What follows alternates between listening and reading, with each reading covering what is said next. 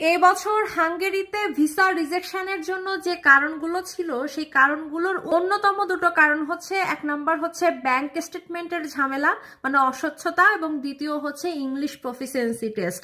এই ব্যাংক স্বচ্ছতার বিষয়টা অনেকেই আছে, যেহেতু 6 মান্থের স্টেটমেন্ট দেখাতে হয়, অনেকের কাছেই হচ্ছে ব্যাংকে 20 লাখের মতো টাকা পয়সা থাকে না, তারা বিভিন্ন মাধ্যমে বিভিন্ন প্রতিষ্ঠান থেকে ব্যাংকের মাধ্যমে এই ট্রানজেকশনগুলো দেখাচ্ছে এবং সেটার সাথে নিজেদের যে ইনকামের যে প্রমাণপত্র সেই জিনিসগুলো ঠিকঠাক মতো দেখাতে পারছে না, এবং ভিসা অফিসার যে কোশ্চেনগুলো করছে সেগুলো এই যে স্টেটমেন্টের আলোকে যে উত্তরগুলো দেওয়া দরকার সেই উত্তরগুলো ঠিকঠাক মতো দিতে পারছে না বলেই রিজেকশনটা হচ্ছে। আরেকটা রিজন হচ্ছে ইংলিশ প্রফিসিয়েন্সি টেস্ট। আপনারা অনেকেই জানেন যে হাঙ্গেরিতে হচ্ছে আইএলটিএস বাদে অ্যাপ্লাই করা যায়, এবং আইএলটিএস বাদে অ্যাপ্লিকেশনের ক্ষেত্রে তারা চেষ্টা করে অন্তত আপনার স্পিকিং স্কিলটা ভালো হয়।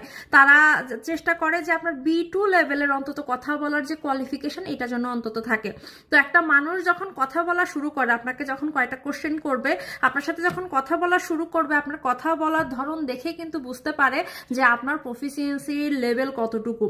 তো যারা হচ্ছে আইএলটিএস বাদে অ্যাপ্লাই করছেন, তা আপনার আইএলটিএস না থাক, অন্তত স্পিকিং এর ক্ষেত্রে যদি আপনি ফ্লুয়েন্ট না হতে পারেন তাহলে কিন্তু ভিসা জটিলতায় পড়তে পারেন।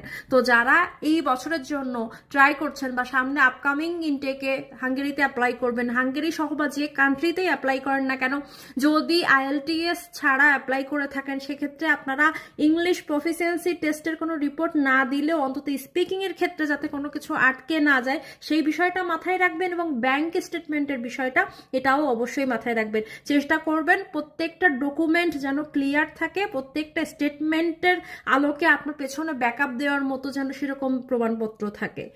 আর বাদ বাকি তো কপালের একটা বিষয় থাকেই, ভিসা অফিসার ভিসা না দিলে আসলে কিচ্ছু করার থাকে না, কারোরই কিচ্ছু করার থাকে না।